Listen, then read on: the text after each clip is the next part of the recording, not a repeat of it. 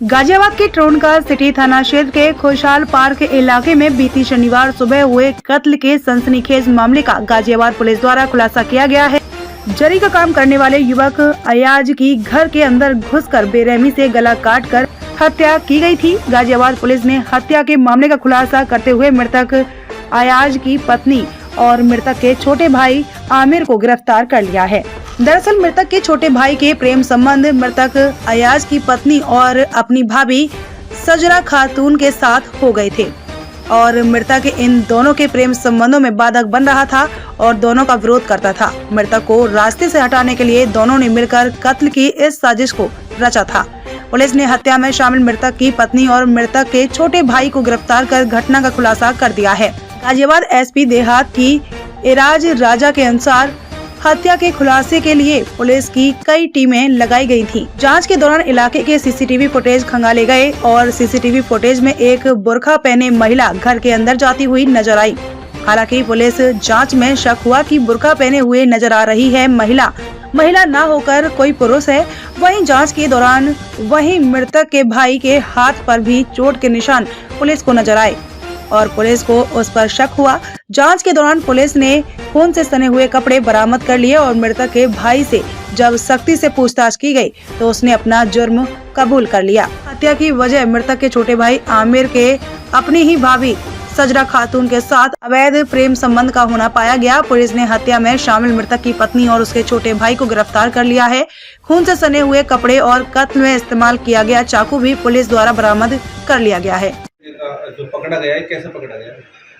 कल रात में थाना टोंडका सिटी क्षेत्र में खुशहाल पार्क में एक घटना हुई थी जिसमें एक 35 वर्षीय युवक अयाज की किसी ने हत्या कर दी थी। गला रेत कर चाकू से कई वार किए थे, इसके बाद उसकी मृत्यु हो गई थी। तो उसमें लगातार हम लोग के द्वारा भ्रमण करने के उपरांत टीमों का गठन करके हमारी टीमें लगातार कल से लगी हुई थी कि घटना में कौन सही आरोपी उनको पकड़ने के लिए, घटना का नापन करने के लिए। तो उसमें ये सब चीज़ें प्रकाश में आई कि जो मृतक की पत्नी है उसके संबंध मृतक के ही छोटे भाई आमिर से हो गए थे। कुछ वर्ष से दोनों के संबंध थे, जिस बात का जो मृतक है वो लगातार विरोध करता था और उसको ये पसंद नहीं था।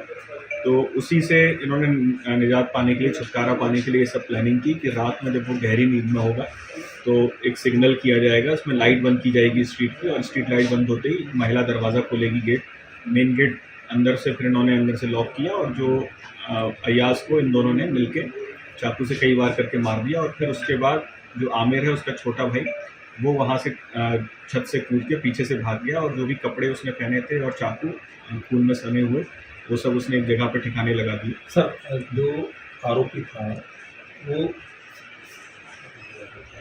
उसकी जब बात करते तो कैसे इतने मतलब कुछ ही घंटे में जो पुलिस कैसे हत्या आरोपी तक पहुँच पाई? इसमें हम लोगों ने सीसीटीवी फुटेज जो देखा था तो सीसीटीवी फुटेज में हमें सस्पिशन हुआ कि जो उसकी चाल है वो महिला जैसे ही नहीं लगी, कोई ऐसे ही लग रहा था कि कुछ बुर्का पहन के कोई पुरुष है।